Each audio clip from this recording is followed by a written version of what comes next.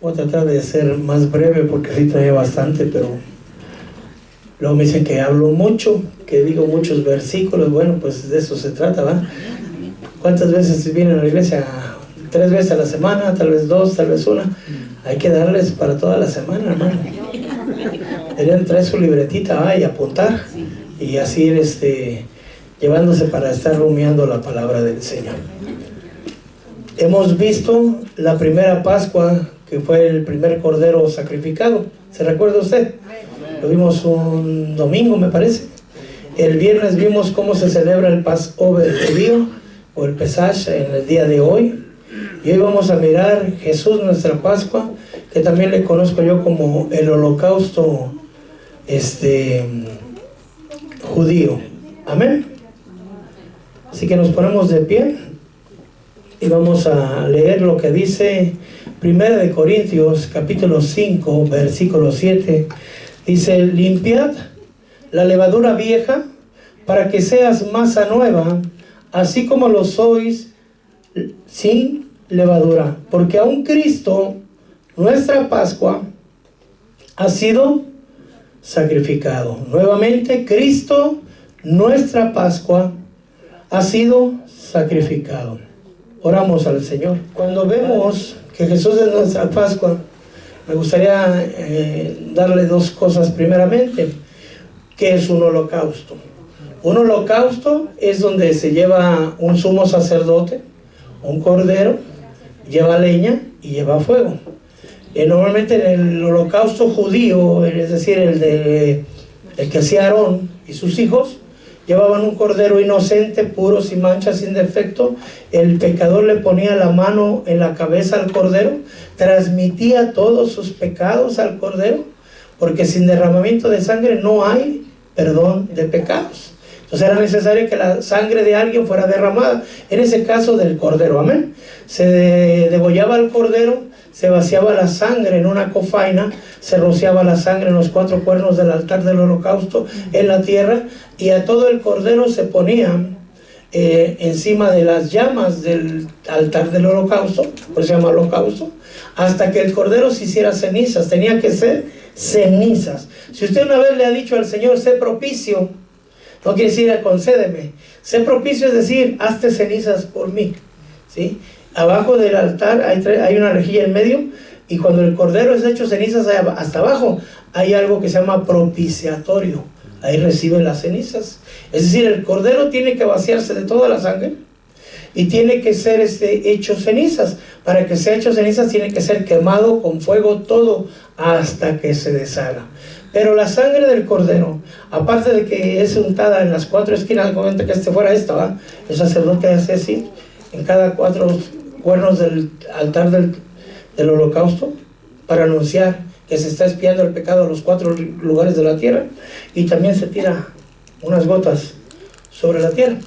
Pero la cofaina se tiene que pasar al lugar santo del tabernáculo, y de ahí al lugar santísimo. Y en el altar de oro, en el arca del pacto, hay 2 querubines, y en medio de los querubines hay una charolita de oro también, porque todo es hecho de oro, que también se llama propiciatorio. Ahí se pone la sangre. Entonces el Señor nuestro Dios, usted sabe, en el atrio está el sol, no necesitamos luz, se hace de día, pero en el lugar santo ya no hay luz de sol. Entonces el candelabro o candelero es lo que ilumina ese lugar. Pero en el lugar santísimo ya no hay candelabro, no candelero, sino es la misma presencia de Dios, la Shekinah de Dios, la que ilumina ese lugar. Entonces la luz de Dios ilumina todo lo que hay. Si el sumo sacerdote entra con pecado al lugar santísimo, el sumo sacerdote muere. Lo primero que examina al Señor Dios, al que lleva la sangre, antes de la sangre, examina al sacerdote, amén. El sacerdote trae unas campanitas abajo de su bordo, y las campanitas están sonando mientras él está haciendo el sacrificio.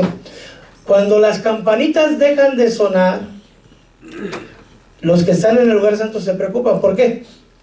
Porque pudiera haber muerto, porque entró con pecado. Se supone que el sumo sacerdote hizo un sacrificio por él mismo.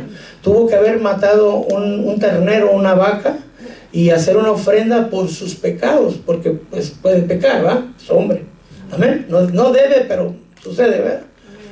Entonces tiene que ser limpiado. Pero ¿qué puede pasar entonces si ya fue purificado por el pecado? ¿Por qué no lo perdonó Dios? ¿Qué pasó? ¿Dónde se volvió a contar? Son misterios, ¿verdad? Entonces cuando ya el sacerdote, hermano, dejó de sonar y el sacerdote murió, tiene amarrado un lazo en el pie. ¿Para qué? Porque si el sumo sacerdote estaba en pecado, ¿cómo estarán los demás? Entonces, ¿quién saca el cuerpo? Los que están afuera lo jalan. Sí, pero si no hubiera lazo, imagínense. Nadie se atrevía. Entonces idearon llevar un lazo para sacarlo arrastrado. Y es triste, hermano, que para entrar a la presencia así deberíamos de entrar, humillándonos, arrastrándonos, porque aquel que entra sin humillarse es sacado, arrastrado, pero ya sin vida. ¿Me ven? Pero imaginemos que no siempre pasaba, pero llegaba a pasar. Pero bueno, el sumo sacerdote entraba, su sangre, la sangre de un ternero lo purificaba, ya había hecho todo el sacrificio, llevaba la cofaina con la sangre, entraba al lugar santo, pasaba al lugar santísimo, el Señor lo examinaba y no moría, gracias a Dios, y él ponía la sangre en el propiciatorio. Amén. ¿Hasta ahí me siguen? Cuando él ponía la sangre, entonces Dios examinaba la sangre. Si la sangre era de un cordero puro, adulto, sin defecto, él aceptaba, perdón, deje usar esta palabra, el trueque, el cambio, la sangre de ese cordero por la sangre de todo el pueblo de Israel. Perdón, hermano, a veces lo digo y suena que fuera yo irreverente, pero no. ¿Qué ofertón? De verdad, ¿qué ofertón? La sangre de un solo cordero por la sangre de todo el pueblo. Amén. ¿Convenía que mataran ese cordero? Convenía, ¿verdad? Ese es el holocausto. Entonces cuando ya Dios examinaba al sacerdote, al sumo sacerdote, examinaba la sangre, entonces Dios aceptaba, pero tenía que haber esos requisitos, ¿se da cuenta? Entonces ya el sacerdote salía, y lo puede ver en número 6, la bendición sacerdotal. El Señor haga resplandecer sobre su rostro, tenga de ti paz y te llene de misericordia. El Señor te bendiga y el Señor te guarde. Es decir, que Dios los había bendecido y había aceptado, por lo tanto había vida para el pueblo. Se había hecho la paz. Todo el pecado del pueblo había sido entregado y eximido a través de la sangre de un cordero. Amén. Esa es la primera parte que quiero trasladarle, que es un holocausto. Segundo, el holocausto lleva cordero. Cuando vemos, hermano, en la luz de la palabra, que Dios mató un animal para cubrir el pecado de Adán y Eva, ¿qué animal cree que sería? ¿Una serpiente? Cordero, suponemos, ¿verdad? Cuando Abraham hacía sacrificios, ¿qué sacrificaba? Cordero. Cuando Abel hizo sacrificios, ¿qué sacrificó? Cuando Abraham iba a sacrificar a Isaac, ¿qué había atorado en los matorrales? Dice la palabra que es un carnero. Pero un carnero y un cordero es lo mismo. La diferencia es que el carnero es más viejo, con cuernos más grandes, y los cuernos significan autoridad. Pero bueno, eso lo dejamos para otro día. Pero sigue siendo un cordero. Amén, lo puede hacer, en Google lo puede buscar. Y como vemos ahí en la imagen de Isaac y de Abraham, donde hay un cordero que Dios proveyó, ¿cierto? Y se está haciendo totalmente cenizas. Y si puede mirar aquí, hermano, no sé si alcanza a ver, hay una cofaina donde se tuvo que recibir la sangre. Y si puede mirar aquí, no lo había preparado, pero lo estoy mirando ahorita, hay sangre tirada en el suelo. Es decir que, de alguna manera, ¿quién era el sumo sacerdote ahí? ¿Quién hizo el sacrificio? ¿Verdad? Amén.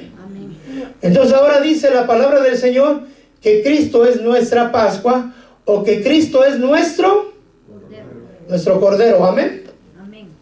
Y aquí lo podemos mirar. Nuestro Cordero.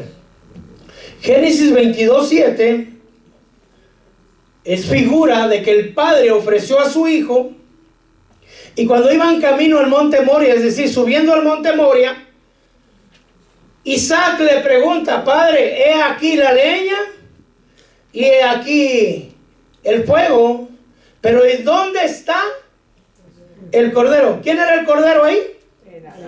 Era Isaac. Solo que él no sabía todavía, ¿verdad? Pero esa pregunta que hizo Isaac, hermano, fue contestada por iba a decir el profeta, ¿verdad? Pues sí, profeta, Juan el Bautista. Y también era apóstol, pero era apóstol del Padre, porque fue enviado por el Padre. Amén. He ahí el Cordero de Dios que quita el pecado de Mario. No, ¿cómo no? Si lo quita el mío. ¿Y el de usted? También. También. Pero ya no quita el pecado de todo Israel, sino ¿de dónde? ¿De quién? De todo el mundo. De todo el mundo. ¿Por qué no dijo: he ahí a mi primo, que me cae tan bien? He ahí al hijo de José y María. He ahí a Yeshua, a Hamashiach. ¿Cómo lo miró el profeta? Como un cordero, y estaba profetizando que la sangre de ese cordero iba a ser derramada para el perdón de los pecados ¿de quién? De todo el mundo. Usted formaba parte de ese mundo, ¿cierto? Entonces tiene que cumplir ciertos requisitos el cordero. En primer lugar, hermano, tenía que ser, que acuérdense que el cordero se comía con un pan sin levadura. Y el Señor dijo: yo soy el pan que descendió del cielo. Entonces, ¿quién era el pan con el cordero? Jesús. Jesús es el pan. Y tiene que ir sin leudo, ¿cierto? Es el cordero, pero también es el pan, hermano. Y dice la palabra de Dios, Isaías 53, 9 y 11, que no había engaño en su boca. Sí, debido a la angustia de su alma, él lo verá y quedará satisfecho. Es decir, el Padre, por su conocimiento, el justo, mi siervo, justificará a muchos y cargará con las iniquidades de ¿quiénes? Amén. Ahora, ¿será que había pan sin leudo? Yo le estoy diciendo pues que Jesús es el pan. Amén. Vaya conmigo, hermano, ponga atención porque se va a poner más complicado. El cordero se tenía que comer con hierbas. ¿Y dónde están las hierbas amargas? Ahí en el sacrificio de mi Jesús. Cuando vemos, hermano, en la palabra del Señor, Salmo 69, 21 dice: y por comida me dieron hiel, y para mi sed me dieron a beber vinagre. Ese salmo era una profecía de lo que le harían al Mesías. Y lo podemos ver en Mateo 27, 34, que le dieron a beber vino mezclado con hiel. Pero después de probarlo, él sí lo probó, no lo quiso beber. Marcos 15, 23, le trataron de darle vino mezclado con mirra, pero él no lo tomó. Amén. Mi Señor fue maltratado, fue humillado para que nosotros fuéramos, ¿qué, hermano? Fíjense que a mí, yo uso ese versículo, y esa parte del versículo, lo uso mucho en mis oraciones cuando oro por alguien, sobre todo cuando es sanidad. Dice: el precio de nuestra paz cayó. ¿Se da cuenta lo que eso significa? Que nuestra paz tiene un precio, y ese precio, ¿quién lo pagó? Entonces yo tengo derecho a vivir en paz, ¿y usted? También. Porque Cristo pagó, y pagó todo, hermano. Amén.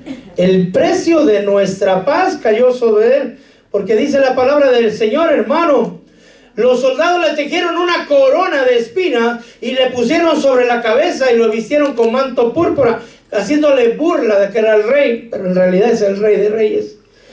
Juan 19:3, acercándose a él, le decían: salve el Rey de los judíos, y le daban bofetadas, hermano. Marcos 10:34 dice: y se burlaban de él, le escupirán, le azotarán y le matarán. Eso lo dijo mi mismo Señor Jesús. Dice, si lo lee usted ahí más los versículos, 2 versículos arriba, dice que iba para Jerusalén, y todos los que iban con él iban con miedo. Yo no lo había visto hasta ayer. Que todos los que acompañaban a Jesús llevaban miedo, porque tenían miedo que los mataran también a ellos. Pero el Señor les dice, el Hijo del Hombre será entregado, ¿sí?, a los paganos. Se burlarán de él, le escupirán, le azotarán y le matarán. ¿Quién lo estaba diciendo? El Hijo del Hombre. ¿Quién estaba diciendo? Lo que le iba a pasar a él. Es decir, los apóstoles sabían, hermano, qué es lo que el Hijo del Hombre le iba a pasar, pero tal vez no creían. Porque si no creyeron eso, tampoco creerían lo demás. Y 3 días después, ¿qué va a pasar? Se les olvidó, hermano. ¿O no le creyeron? Amén. Mi Señor fue humillado. Esas son las hierbas amargas. El dolor. ¿Se recuerda que lo vimos en el Passover? Que las hierbas amargas significan la esclavitud.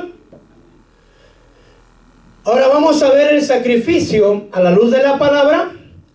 ¿Cómo se hizo en la cruz? Usted sabe, el Señor tuvo la última cena, el Señor fue al Getsemaní, Judas lo fue a vender, lo vino a entregar con un beso, al Señor lo apresaron, lo desnudaron, lo golpearon. Todo eso lo ha leído usted, ¿verdad?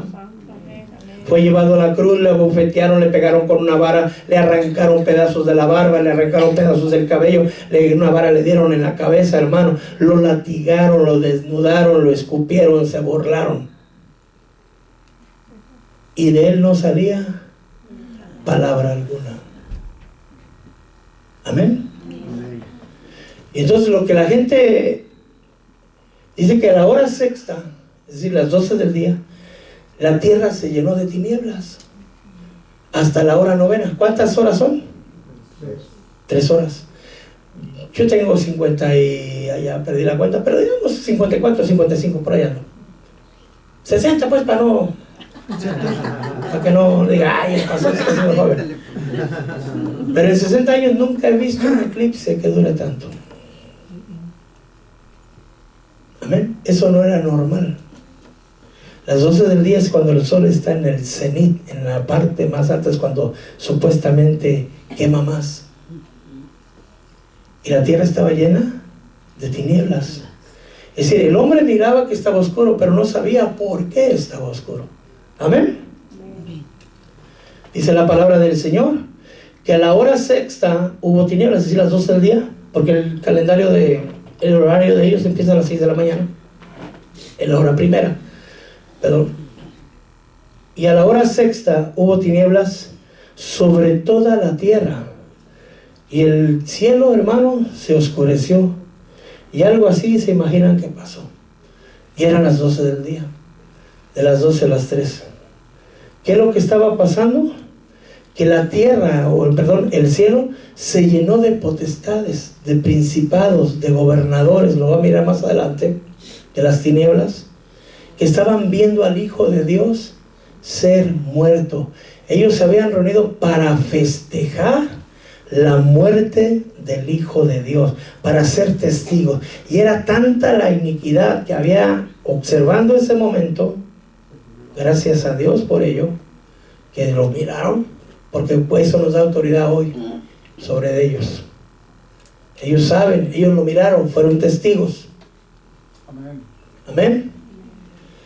Se llenó de oscuridad la tierra. Y entonces dice que a las 3 de la tarde, a la hora novena, que son las 3 de la tarde, cuando Jesús, ¿se recuerda que no lo quiso tomar primero, ¿ah? Pero aquí fíjese que dice, cuando Jesús había tomado el vinagre, ¿lo tomó o no lo tomó? 2 veces le dieron. La última vez lo tenía que tomar. No lo quiso beber, pero después tenía que beberlo. ¿Se recuerda? De la copa que yo de beber, ¿podréis beber? ¿Cómo era esa copa? Y que dijeron, sí podemos. ¿Y dónde estaban? Escondidos. No es lo mismo decir que hacer, ¿verdad? Y dijo el Señor, consumado es, completado está, pagado está, saldado está. Amén. Y habiendo inclinado su cabeza, entregó su espíritu. Amén. ¿Hasta ahí vamos bien? Todo eso lo tiene usted claro. Lo ha visto en la Biblia, en Mateo, Marcos, Lucas, igual. Todo eso está perfectamente claro. Para los que ya tienen tiempo, ya saben que esto tal vez para ustedes es doctrina básica, pero en realidad no es doctrina básica, es doctrina profunda, porque necesita usted ojos espirituales, mente espiritual, para poder entender lo que vamos a enseñar ahorita. Me ha pasado que a veces por enseñar esto, hermano, hay gente que no cree y se va. No en el culto, se va de la iglesia. Amén. Vamos a ver. El holocausto lleva un sumo sacerdote, lleva el sacrificio que es el cordero, lleva leña y lleva fuego. Amén. Son 4 cosas. No quisiera decir cosas porque hay 2 personas ahí, ¿verdad? Entonces ya vemos que dice, el cordero tenía que ser la carne asada al fuego. ¿Cuándo tenía que ser asada? Esa misma noche. Entonces vamos a ver el holocausto invisible. Fuera de ojo humano. Usted sabe, Juan de Arimatea, lo bajaron, lo envolvieron con especies aromáticas, lo pusieron en la tumba y cerraron y pusieron guardias. Hasta ahí lo ha leído usted. Hasta ahí ha visto usted. Ahora yo le pregunto a usted, ¿Jesús miente? No. Cuando dice Jesús que algo va a pasar o que algo va a hacer, ¿lo va a hacer o no lo va a hacer? Puede ser que a nuestra mente no comprendamos la grandeza del poder de Dios, porque en realidad yo hasta la fecha no lo logro entender. Qué tan poderoso es mi Señor. Pero sí sé que es sumamente poderoso, es omnipotente, todo lo puede. Amén. Y sé que dice la palabra de Dios, y yo considero, hermano, y usted también creo yo, que la palabra de Dios es verdadera toda ella. Es inerrante, no se equivoca, que lo que está escrito así pasó, ¿correcto? Dice la palabra del Señor que Satanás es el padre de la mentira, pero mi Señor Jesús dice, yo soy la verdad, yo soy el camino, la verdad. En Él no hay engaño. Todo esto lo tiene usted bien claro. Amén. Pues dentro de la tumba, una vez que se cerró, amado hermano, el Señor había declarado algo. Es necesario que el Hijo del Hombre, así como la señal de Jonás, esté 3 días y 3 noches en el centro de la tierra. Amén. Tal vez no entendemos, pero ahorita vamos a ir entendiendo. Dentro de la tumba, cuando ya no había ojo humano que lo viera, ahí no paró la situación. Cuando alguien muere en estos tiempos, ¿qué es lo que cae? El cuerpo, ¿ah? Y el alma y el espíritu, ¿a dónde van? Eclesiastés 12:7 dice que el espíritu vuelve a Dios. Y el alma va a un lugar de tormento o a un lugar de descanso. Ahora, amén. Se recuerda que mi Señor Jesús dijo, Padre, en tus manos encomiendo mi espíritu. Y ¡pum! Amén. ¿Qué salió de él? El espíritu. ¿A dónde se fue? Con el Señor. Ahora, cuando enterraron el cuerpo, o lo sepultaron más bien, no lo enterraron, lo sepultaron. Es diferente un entierro o un sepulcro. Amén. Otra lo va a mirar. El Señor Jesús se levantó. Pero ¿cómo se va a levantar si estaba muerto? Pregúntale a Lázaro, pues. ¿Cómo se levantó él si él ya estaba muerto también? Y Lázaro estaba gusanado. ¿Qué bastó? Una palabra. Una palabra de Jesús. ¡Lázaro! Bueno, 2 va. 3. Sal fuera. 3 va. Una frase iba a decir. ¿Qué tan poderoso es mi Jesús para que con 3 palabras o con una frase Lázaro se levantara y su cuerpo agusanado volviera a tomar la forma y la sangre toda podrida volviera a tomar vida? Amén. La palabra de Dios, pudiera ser que usted no lo cree, pero la palabra de Dios nos lo respalda. Dice, por eso el Padre me ama, porque yo doy. ¿Quién la da? ¿Se la quitaron? ¿Para qué? ¿Para qué la dio? O sea, es decir, vamos a poner a mi hermana Carmen. Imagina que esa es la vida de Jesús, ¿verdad? Si yo se la doy, se la tomo. Ya se la di, ¿verdad? Ahora, ¿qué estoy haciendo? Entonces, ¿qué pasa cuando yo la di? Murió, ¿va? Cuando la toma de nuevo, ¿qué pasa? Vuelve la vida.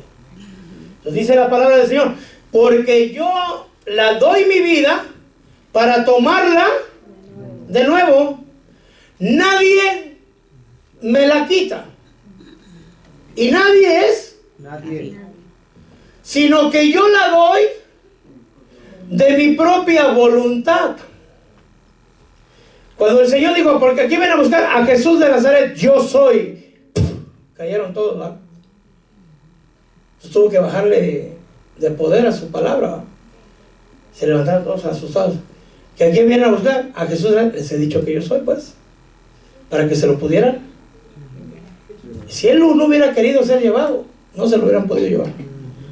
Yo la doy de mi propia voluntad. Tengo autoridad. ¿Autoridad de parte de quién? Tengo autoridad para darla. Amén. Lo puede verificar en su propia Biblia. Esta es la versión de las Américas, pero en cualquier versión dice algo parecido. Tengo autoridad para darla y tengo autoridad para tomarla de nuevo. Es decir, ¿podría el Señor Jesús tomar su vida nuevamente? ¿Podía volver a la vida él mismo? ¿Recuerda que le decían en la cruz, bájate y te creeremos? A otros salvó y a sí mismo no pudo salvarse. Pues resulta que sí se salvó, ¿verdad? Porque sí se levantó de la tumba. Amén. Se recuerda que Jesús es el Hijo de Dios, ¿cierto? Y un hijo obediente como no hay otro, ni habrá. Es decir, que cuando el Padre le dice algo, ¿qué tiene que hacer Jesús? Obedecer. Y este mandamiento recibí de mi Padre. ¿Cuál es el mandamiento? Que diera su vida y que la tomara de nuevo. ¿Lo cree usted que lo hizo? Amén. ¿Tiene el poder el Señor para hacerlo? Sí. Ahora, estamos ojos y mente naturales. No, espirituales. No, sí, también, pero naturales también. ¿Okay? Y necesitamos ojos y mente espirituales. Le voy a poner un ejemplo con todo el amor para mi hermana Dorita. Hermana Dorita, ¿usted mira con sus ojitos? No, pero con los ojos espirituales. Ajá. Y hay gente en el mundo que tiene ojos naturales con los que sí mira, pero sus ojos espirituales no miran. Eso, ¿quién se hará verdaderamente invidente? ¿El que mira con ojos naturales o el que mira con ojos espirituales? Lo piensa mucho, ¿verdad? Usted tiene ojos espirituales. Tiene ojos naturales. Amén. Puede mirar mi mano, ¿verdad? Puede mirar mi cuerpo, pero no puede mirar mi espíritu. Amén. Solo el que tiene verdaderamente ojos espirituales y que Dios se lo conceda puede hacerlo. Entonces dice la palabra del Señor en el Salmo 22, está escrito para que podamos discernir las cosas con los ojos espirituales, pero en los evangelios del Señor vamos a mirarlo a nivel terrenal, aunque también hay cosas que ver con ojos espirituales. No quiere decir que los evangelios no hablan más que en la carne, eso no estoy diciendo. Amén. Es decir, vamos a ver el mundo espiritual y vamos a ver el mundo terrenal a la luz de la palabra, ¿correcto? Que ahora sí comenzamos, lo demás fue introducción.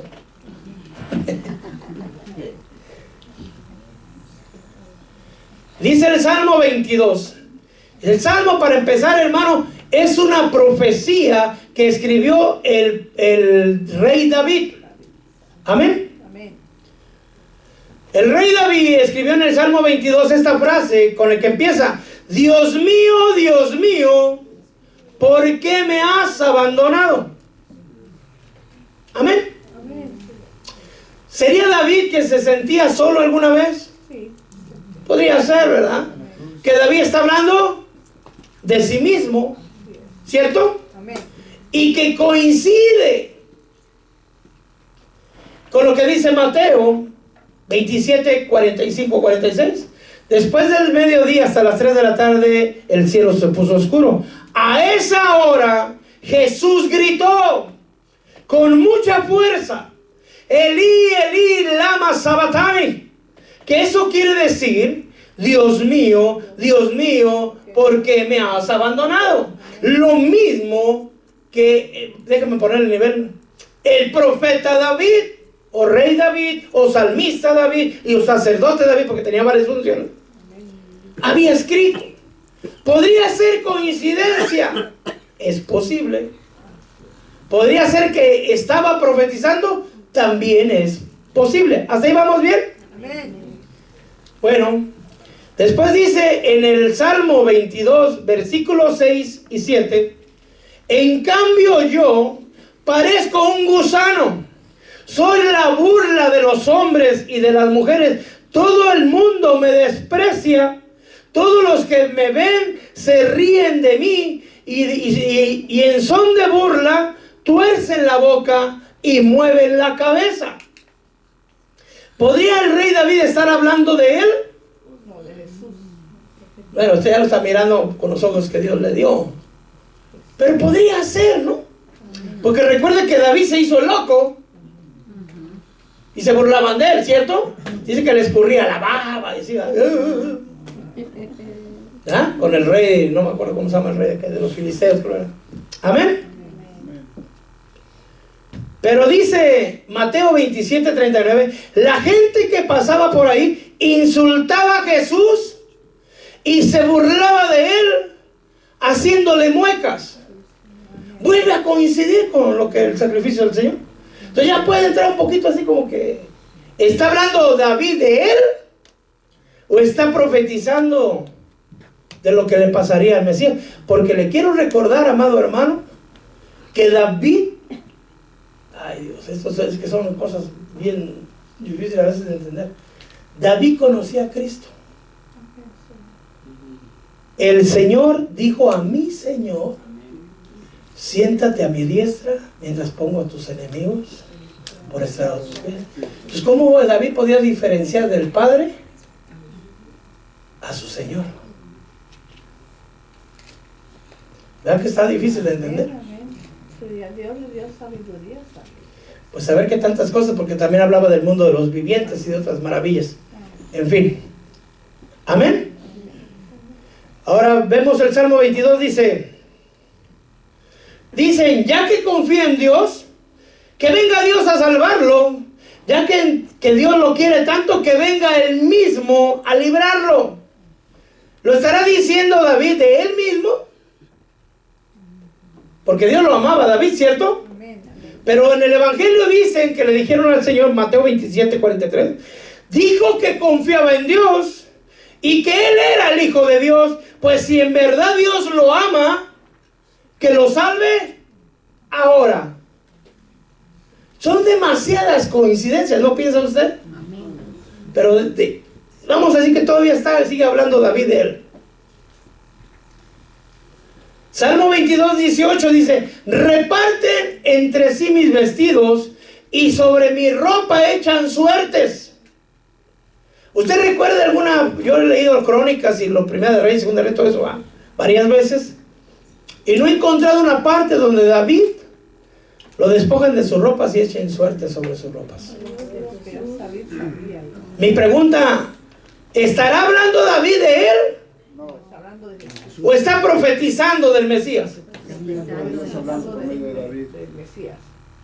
Porque serían muchas coincidencias, ¿no? Uno puede decir, no, hermano, es que David es figura del Mesías. No, porque el Mesías nunca falló y David sí. Amén. Juan 19, 23 dice, los soldados cuando crucificaron a Jesús tomaron sus vestidos e hicieron 4 partes, una parte para cada soldado, y también tomaron la túnica, y la túnica era sin costura, tejida en una sola pieza.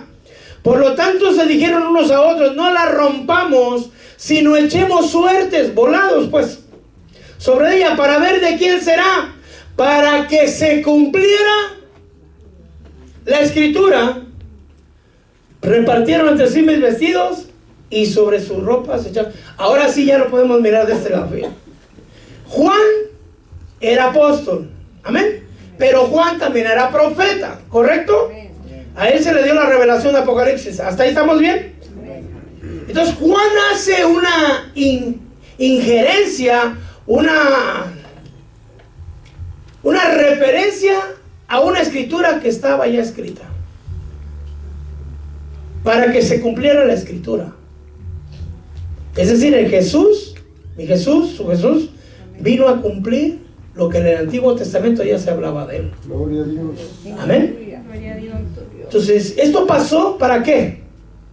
Para que se cumpliera la escritura. Ahora sí ya le puedo preguntar, ¿será que David está hablando de él mismo? ¿O está dando una profecía?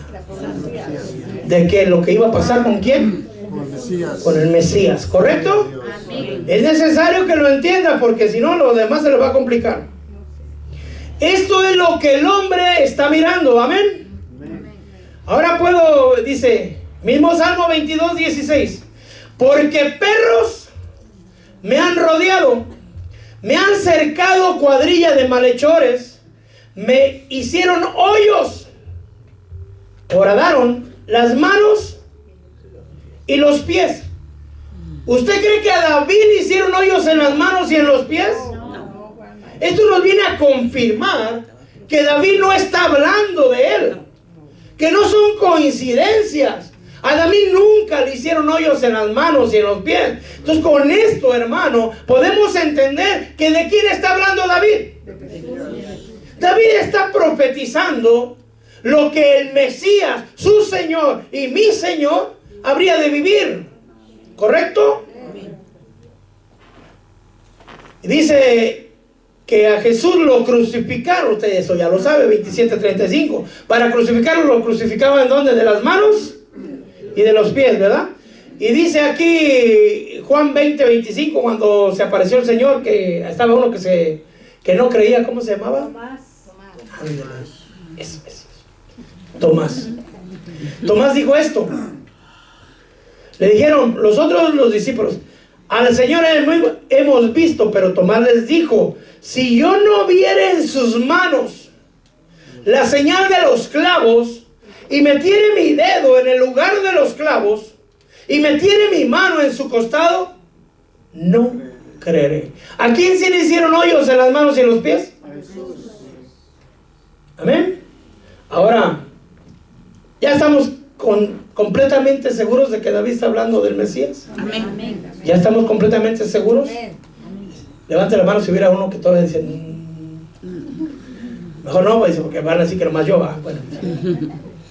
Bueno, es que necesito estar bien seguro, porque lo que viene es más complicado. Libra mi alma. ¿Se acuerda que dice? Me han rodeado los perros. Y aquí vuelve a decir, libra mi alma de la espada, mi única vida, de las garras del perro. ¿Cuál perro? Dice. ¿Ya? Y aquí dice, Filipenses 3:2, cuidado de los perros, cuidado de los malos obreros. No está hablando de perros de 4 patas, sino perros de 2 patas. La Biblia así les dice. Sí. ¿Quiénes son esos perros de 2 patas? Obreros fraudulentos. Gente que se hace pasar por siervos de Dios, pero en realidad están trabajando para ellos o para Satanás. ¿Para quién estaban trabajando los fariseos? No todos, ¿verdad? ¿De quién decían que eran ellos hijos? De Abraham. ¿Pero de quién eran hijos? Se lo dijo el Señor, ¿verdad? Se los dijo claro y en su cara. Para que me vinieron a contar, fíjate que puso un pozo en el... No. En la cara, amén. En Apocalipsis 22:15 dice, afuera están los perros, es decir, los que no van a entrar, los hechiceros, los inmorales, los asesinos, los idólatras y todo el que ama y practica. ¿Saben los mentirosos dónde van a estar? Santo. Entonces yo decía así, ¿por qué el Señor no quedará en los chihuahuitas? Porque había una película por ahí de Disney que decía, los perros no van al cielo, algo así, ¿verdad? No se refiere a esos perros, sino a qué tipo de perros. A los humanos. Santo. Por eso a veces decía yo, es que suena muy feo decirle perro. Pero ahora sí se los digo como perros, ¿verdad? Ahora vamos a ver esto ya a un nivel espiritual más profundo. El Señor dijo que Él tenía la autoridad para dar su vida y para tomarla de nuevo. Amén. Vamos a ver lo que ya no se ve. Y dijo el mismo Señor Jesucristo, Mateo 12:40, así como estuvo Jonás en el vientre del monstruo marino 3 días y 3 noches, así estará el Hijo del Hombre. ¿A quién se refería? Jesús. 3 días y 3 noches. ¿En dónde? ¿Y sabe cuál es el corazón? Infierno. Bueno, espiritualmente podemos decir el infierno, pero usted fue a la escuela, y el globo terráqueo y las capas y todas esas cosas, y hay algo que se llama core. Bueno, ¿cómo le dicen en español? Es el corazón. Núcleo, ya me acordé. Que es la bola, una masa de fuego incandescente, ¿ah? Sí, se sabe eso, ¿ah? Entonces, ¿cuál sería el corazón de la tierra? Literalmente, geológicamente sería el núcleo o el core. Pero eso nos indica que hay fuego. Amén. Tenían que estar 3 días y 3 noches. Jesús fue sepultado, no enterrado. ¿Por qué le estoy explicando esta? Porque las tumbas de nuestros tiempos se cavan, dicen que a 3 metros. Yo nunca las he medido ni las quiero medir, ¿verdad? Si es que me toca ir para allá, yo no creo que me vaya a ver, déjame ver. Pero parece que son menos, yo calculo que son menos, pero vamos a decir que son 3 metros. Pero no es el corazón. Pero ese está enterrado, es decir, está debajo de la tierra. Entonces puede decir, no, lo enterraron. Pero no, en esos tiempos de mi Señor Jesucristo, las tumbas no eran así. Las tumbas eran a raíz de tierra. Es decir, haga de cuenta que abrían en una roca, abrían una puerta y hacían una cueva. Y ahí metían el cadáver. Luego ponían una piedra y lo sellaban. Y esa era una tumba. ¿Estaba en el corazón de la tierra? ¿Ok? Entonces, mire, ahí puede mirar dónde está un cadáver, cómo van pasando las mujeres caminando y dónde está una piedra. Amén. Aquí puede ver una tumba, cómo está en Jerusalén, a la raíz de la tierra, ¿cierto? Y aquí una supuesta figura de una posible tumba. Amén. Pero volvemos otra vez. Es necesario que esté 3 días y 3 noches en el corazón de la tierra. Y Efesios 4:9 nos verifica el que había dice, aquel que ascendió a los cielos también había descendido ¿a dónde? A las profundidades de la tierra. Entonces, ¿en qué momento descendió? Ahí es donde ya no lo entendemos, hermano. Esa es la parte que es incomprensible para nuestra mente, porque podemos entender que el Señor se levantó. Hasta ahí está conmigo. Le pregunto yo, hermano, ya que está poniendo atención hoy, ¿se levantaría el alma de Jesús? ¿O se levantaría el cuerpo de Jesús? ¿O alma y cuerpo? Hermanos y hermanos. Gracias. ¿Solo el cuerpo? Alma y cuerpo. Alma y cuerpo. ¿Por qué el espíritu ya no? Está conectado. ¿Se da cuenta? Se levantó el alma y el cuerpo. ¿Cómo se levantó? El alma entró al cuerpo. Porque el alma es la vida. ¿Cuántas almas tiene usted? ¿Cuántas almas tenía el Señor Jesús? Él mismo lo dijo, mi única alma, mi única vida. Amén. Ahora dice, toros de Bazán, la boca del león y los cuernos de los búfalos. Sálvame de la boca del león. ¿Quién es el león? ¿Se refería que había un león por ahí que andaba ahí en Jerusalén? ¿A qué león se refiere? Y de los cuernos de los búfalos. ¿Quiénes serían los búfalos? Y aquí nos dice 1 Pedro 5:8. El diablo anda al acecho como león, rugiente, buscando a quién.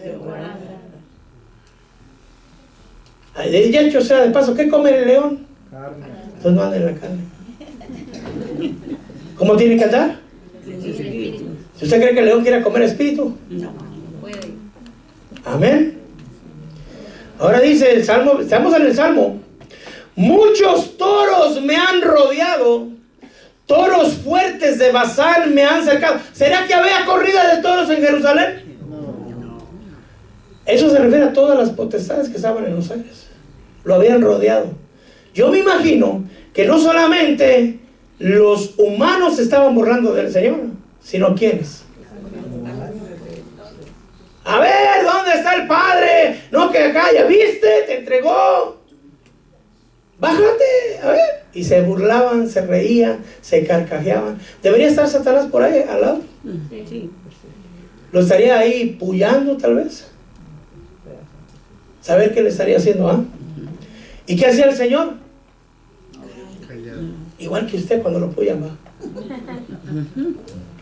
Ávidos abren su boca contra mí como león rapaz. Amén. Pero ahí ya no estamos en la cruz. Este versículo ya no está hablando de la cruz, sino ahí pasó algo sorprendente. Cuando le pregunté al hermano Jan, que se levantó cuerpo y alma, ¿cómo bajó al centro de la tierra? No entendemos. ¿Será posible que se va a abrir un elevador y o será posible que el cuerpo humano pueda traspasar las piedras o traspasar las distancias? Porque el Señor arrebató a Felipe de una región a varias millas más allá. Así pasó con Felipe. ¿Será que el mundo espiritual se abrió? Para que el holocausto tenía que llevar fuego y tenía que hacerse cenizas, y no había fuego en la cruz, no había fuego ahí para quemar su cuerpo tenía que hacerse cenizas, si no el holocausto no está completo. La sangre derramada de la cruz de Jesucristo tenía que ser presentada en un altar no hecha con manos humanas por un sumo sacerdote, si no el sacrificio no está completo, solo sería la muerte. Te tiene que completar todo el ciclo del holocausto. Hasta ahí nomás se presentó el cordero, degollaron al cordero y hasta ahí. Pero no hay holocausto completo si el cordero no se hace cenizas y si la sangre no es presentada por un sumo sacerdote. Tiene que haber sumo sacerdote para presentarse ante el templo no hecho con manos humanas. Amén.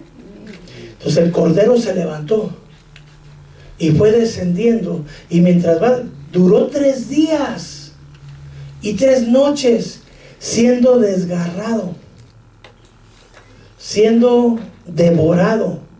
¿Por quién? Por el león, por los toros, por los búfalos rugientes. Suena fuera de este mundo, ¿verdad? Amén. Abren su boca contra mí. ¿Será que lo está diciendo en sentido figurado? ¿O realmente está pasando? Puedo contar todos mis huesos. Ellos me miran. Es decir, que le arrancaron toda la carne. Ellos me miran y me observan. Pero digo, ¿y el fuego? Mi Señor, hermano, según la palabra, dice, soy derramado como agua. Todos mis huesos están. Los separaron. Lo hicieron pedazos. Ahora pueden entender un poquito más de lo de Getsemaní. Y yo le pregunto a usted, ¿será que el Señor se angustiaba hasta la muerte por la muerte de cruz o por esto que iba a pasar? ¿Sabía que iba a pasar esto? ¿A usted le gustaría pasarlo? Pues Él lo pasó para que usted y yo no lo pasáramos. Todos mis huesos están desconectados. Mi corazón es como que sí, se estaba quemando, se estaba derritiendo. Se derrite. ¿Por qué se derretiría el corazón si no hay fuego? se derrite en medio de mis entrañas, es decir, de sus intestinos, ¿cierto? Se ha secado como un tiesto mi vigor, ya su fuerza desapareció. La lengua se me pega al paladar. Y esto es sorprendente, que los bomberos dicen que cuando encuentran muertos calcinados, la lengua se pega al paladar. Amén. Me has puesto en el polvo de la muerte. Amén. Y fue hecho completamente cenizas. ¿Se cumplió la palabra del Señor? Sí.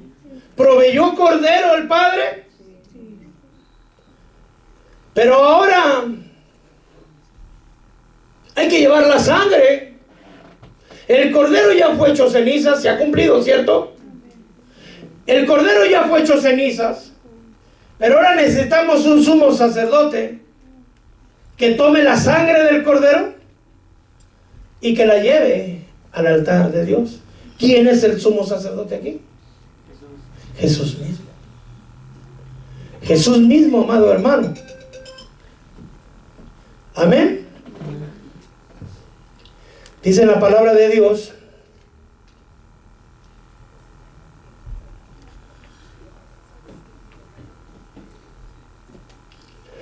Cristo, sumo sacerdote de los bienes venideros, por el amplio y más perfecto tabernáculo no hecho con manos, es decir, no de esta creación, entró por su propia sangre.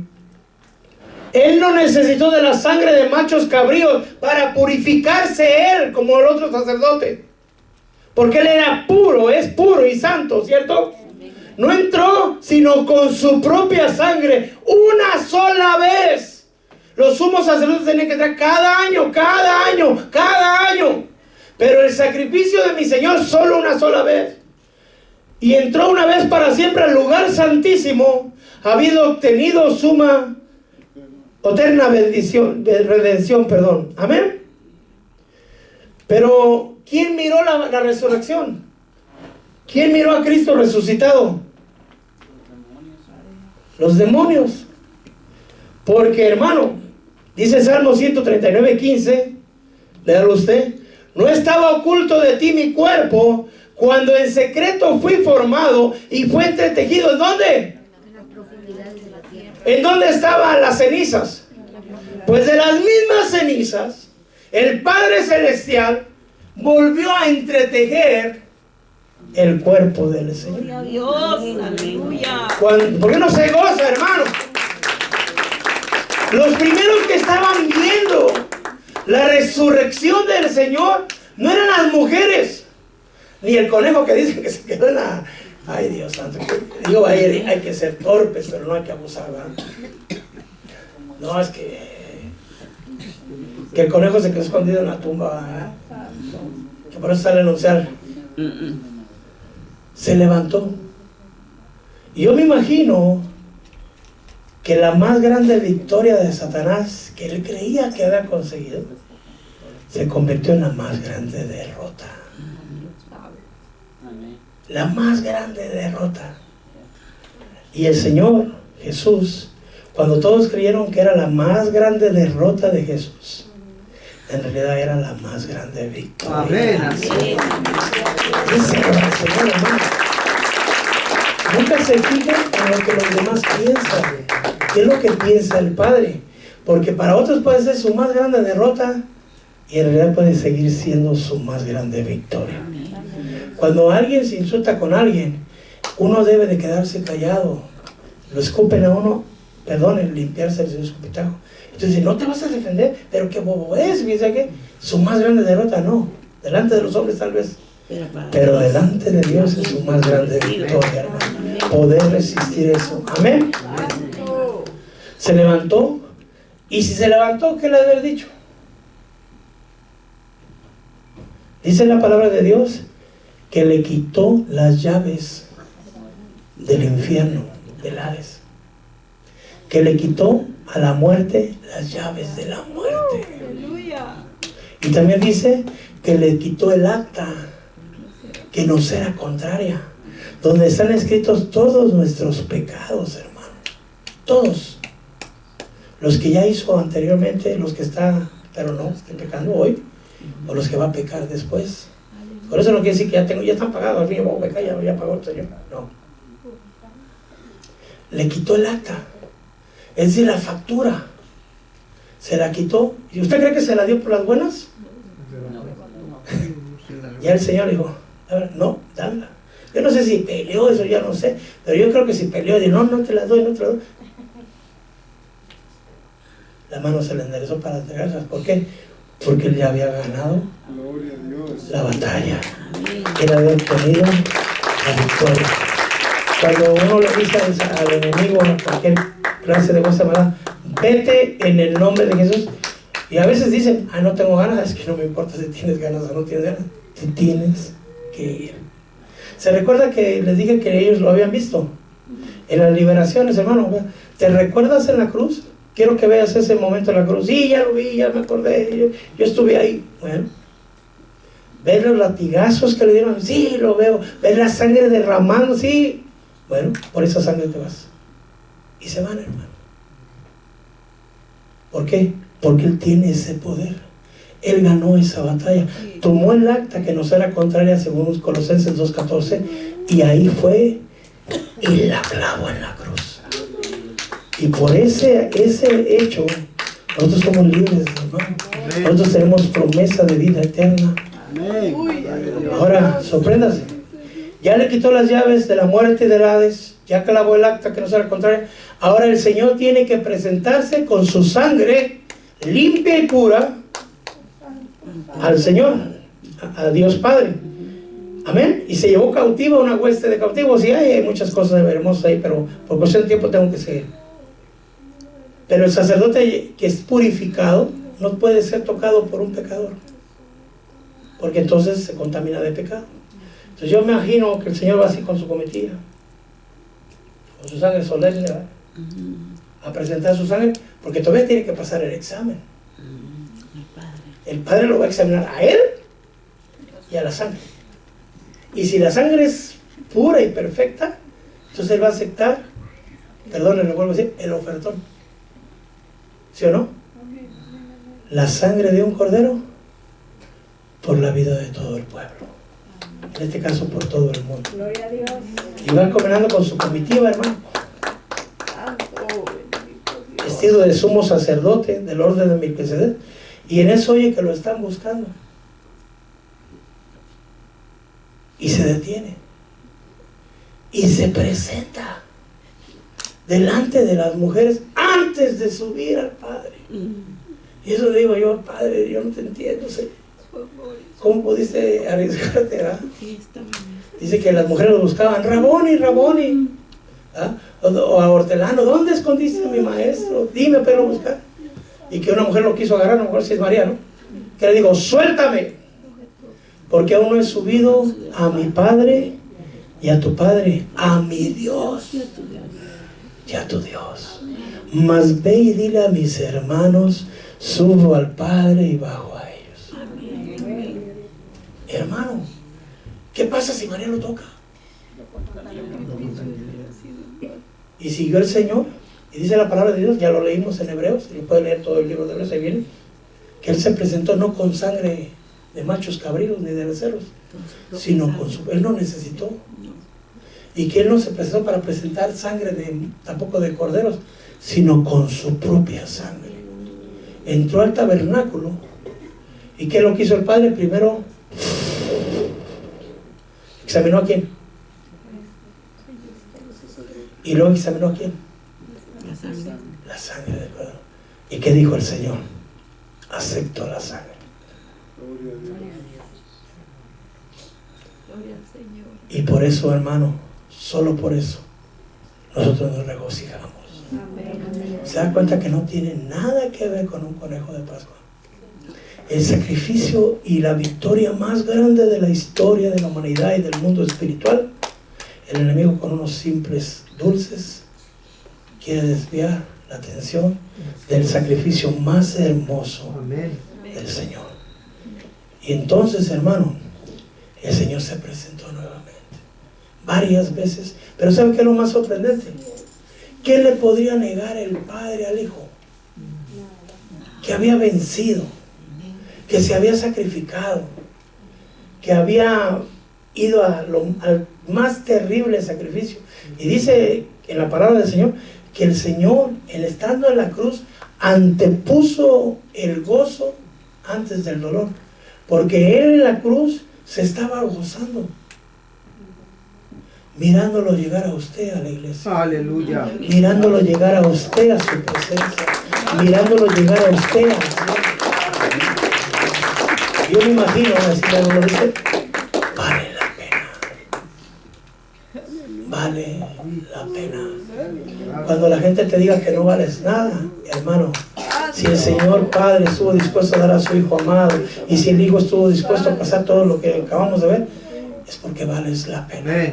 Ahora, no valías, pero hoy vales la sangre de Cristo. Y el enemigo quiere detener a los hijos de Cristo, porque no le pude ganar a él, pero me voy a llevar a cuantos más pueda yo.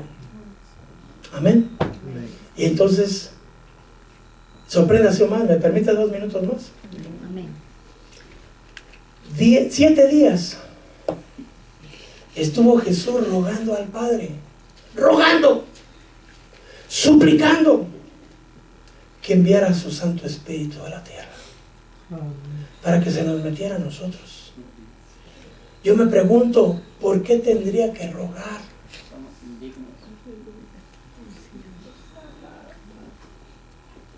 Aquel vencedor tuvo que rogar para que usted y yo recibiéramos el Santo Espíritu dentro de nosotros.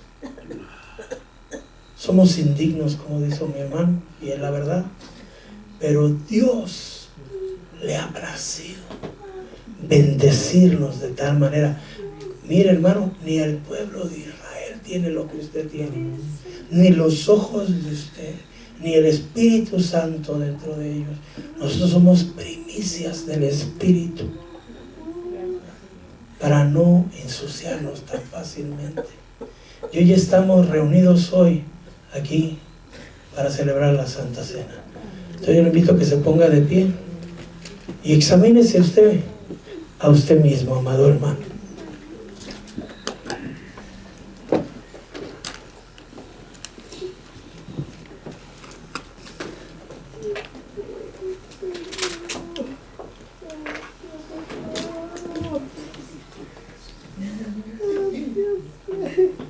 Padre mío, bendito Dios, en el nombre poderoso de Jesús, si usted ha pecado, pídale perdón a Dios.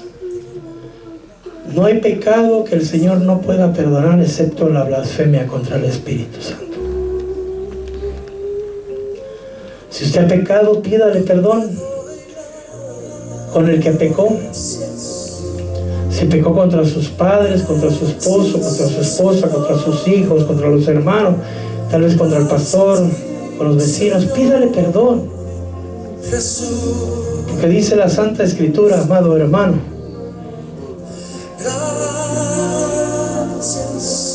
Padre, en el nombre poderoso de Jesús, toma autoridad en tu nombre, Señor.